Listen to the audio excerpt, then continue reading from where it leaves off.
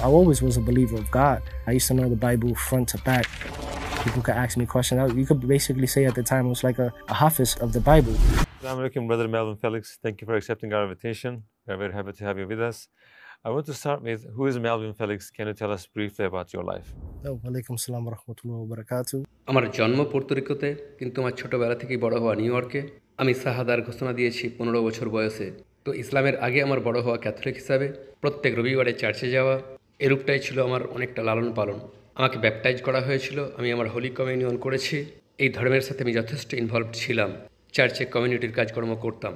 কিন্তু এত কিছু সত্ত্বেও কোনো একটা জিনিস ঠিক মিলতো না সেই সময়কালে। And what didn't make sense to you in Christianity? Did you have problems about that faith? যখন আমি ক্যাথলিক ছিলাম, আমার মধ্যে তৃত্ববাদ ঠেলে ঢুকিয়ে দেওয়া হয়েছিল। কিন্তু একটা বিষয় হলো, আমি সবসময় বাইবেল পড়তাম। আমি বাইবেলের প্রথম পাতা থেকে শেষ পর্যন্ত জানতাম। যখন প্রফেট মুসা আলাইহিসসালাম 10 কমান্ডমেন্টস নিয়ে এলেন আর বললেন অদ্বিতীয় গডে বিশ্বাস করো, তিনিই তোমাদের গড, তখন থেকে তৃত্ববাদ আমার কাছে ঠিক অর্থপূর্ণ ছিল না।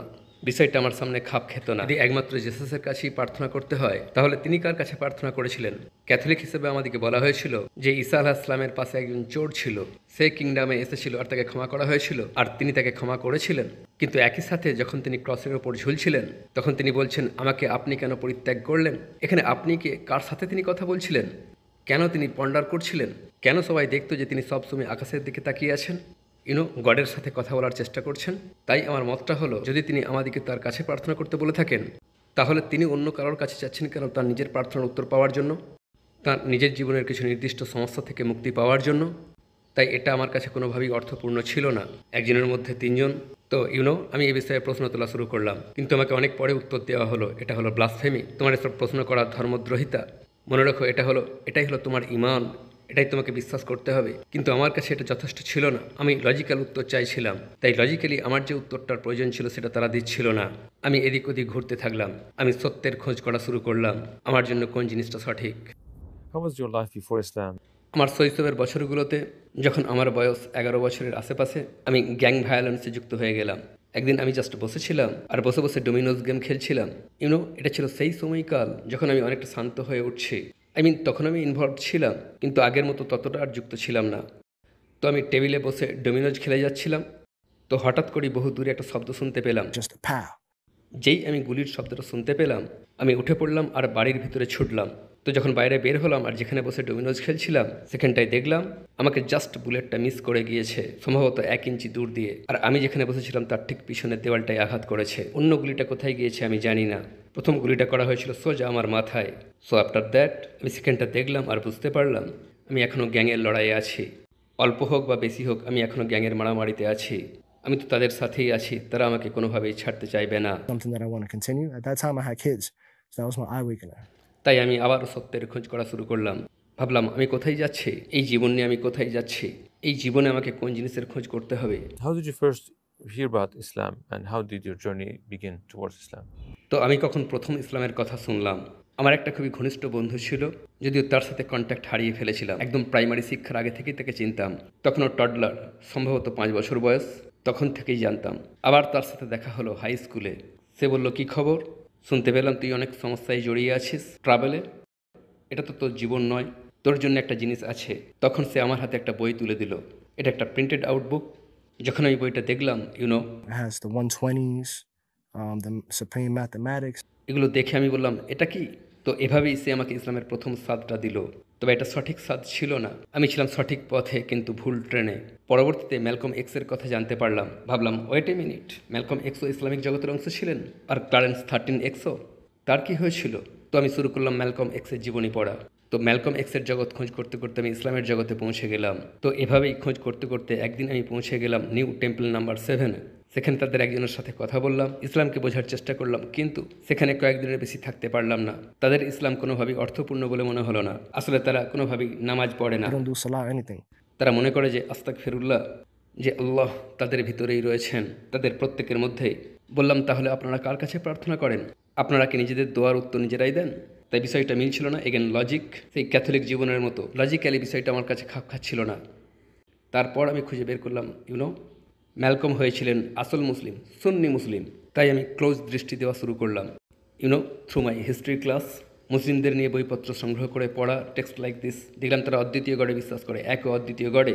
বুঝতে পারলাম এটারই তো খোঁজ করছি, এটাই আমার কাছে অর্থপূর্ণ, কারণ এটাই তো আছে মোজেসের কমেন্টমেন্টে যা তিনি দিয়েছিলেন। তখনই বুঝে গেলাম এটাই হলো সম্পূর্ণ অর্থপূর্ণ। তো আমি ম্যালকম এক্সকে নিয়ে আরও পড়া শুরু করলাম। তখন দেখতে পেলাম যে তিনি হজ করেছিলেন। তখন আমার মনে হলো আমি তো হজ করতে পারবো না, কারণ তার আগে আমাকে তো শাহাদার ঘোষণা দিতে হবে।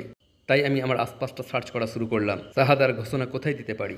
তখন দেখলাম যে ওল্ড টেম্পল নাম্বার 7 আসলে সুন্নি মসজিদে পরিণত হয়ে গিয়েছে, কারণ একটা নির্দিষ্ট সময় পর ইলাইজা মোহাম্মদ মারা গেল আর তার ছেলে দায়িত্ব নিলেন। তিনি এক সংস্কারের মাধ্যমে তাদের বহু মানুষকে সুন্নিতে পরিবর্তিত করে দিলেন। তো তখন টেম্পল নাম্বার 7 বর্তমানে নাম নিল ম্যালকম শাহবাজ মসজিদ, যে মসজিদ আজও দাঁড়িয়ে আছে। তো আমি সোজা সেখানে চলে গেলাম, খুব সম্ভবত মাগরিব কিংবা ইশার টাইম। আমি মসজিদে প্রবেশ করলাম আর দেখতে থাকলাম। আসলে তখন আমি সেই মানুষটাকে খুঁজছিলাম যিনি ইমাম। আমি তো বুঝতেই পারছিলাম না যে কোন মানুষটা ইমাম। তো সেখানেই প্রশ্ন করলাম, ইমামকে? সবাই আমাকে দেখিয়ে দিল। তো আমি তার কাছে গিয়ে বললাম, আমি এখানে শাহাদার ঘোষণা দিতে এসেছি। তিনি চলে যাচ্ছিলেন, তিনি ঘুরে দাঁড়িয়ে বললেন, শাহাদা, আপনি নিশ্চিত? আমি বললাম, হ্যাঁ, আমি এখানে শাহাদার ঘোষণা দিতে এসেছি, আমি এর জন্য প্রস্তুত। তিনি বললেন, মাশাআল্লাহ। দেখলাম তিনি খুব খুশি। তিনি বললেন, আপনি কি জানেন এর অর্থ কি? আমি বললাম, হ্যাঁ, আলহামদুলিল্লাহ, আমি আমার শাহাদার ঘোষণা দিলাম। অ্যান্ড এটা ছিল আমার জীবনের সর্বোত্তম কাজগুলোর মধ্যে একটা, আমার জীবনের সর্বোত্তম সিদ্ধান্ত।